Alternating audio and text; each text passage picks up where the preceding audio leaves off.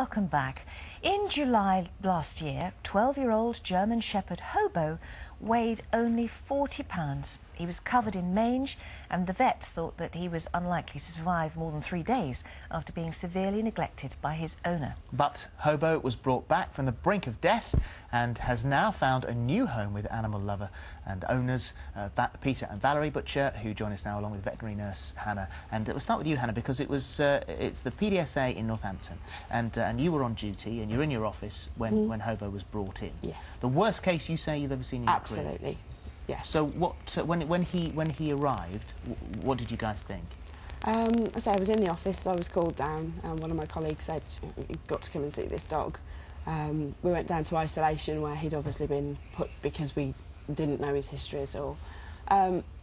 Total shock and profound sadness that somebody could allow a dog to get into. I don't think I've ever seen a picture like this before. When people say he was skin and bone, you can't picture it, but that is skin and bone, isn't it? Absolutely. You could see every bone in his body and every projection on every bone. And there's no way that he's a stray, because stray dogs in third world countries look healthier than that. Absolutely. So if he'd been left to his own devices, he would certainly have been in a better condition. Yeah. So he'd been severely neglected. Yes, he'd been not able to access a bin or the back of a chip shop or anywhere really. You must have thought, is it worth getting him better? He is an old boy, he's 12 now, we think-ish.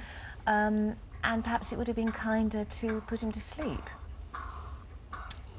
Perhaps so. We didn't know his age at the time, obviously, and because of the condition he was in, you couldn't tell if he was 2 or 12.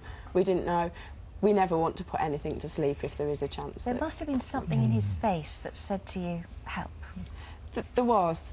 I think a couple of days after he'd come in, he obviously couldn't really stand, and he just weed in his kennel, and I went to gently lift him, which obviously was excruciatingly painful for him.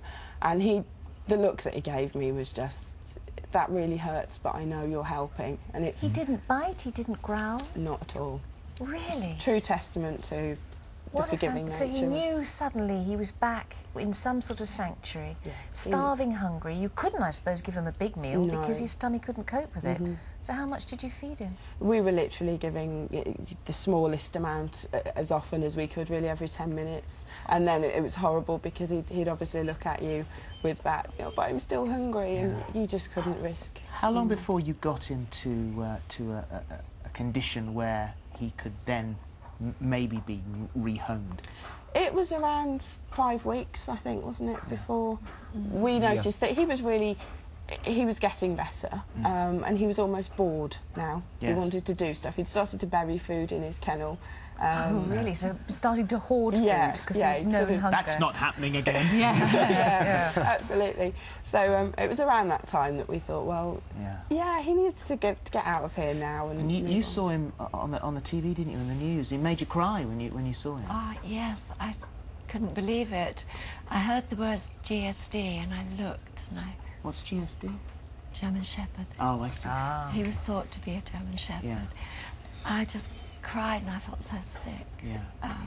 And you're on a farm, so you've got sort of the loads of animals, loads of dogs. Well, yeah, loads of work, pleasure farm. Oh, right. Well, but it's we a sanctuary. Do rescue a lot of animals for the RSPCA all over. Yeah.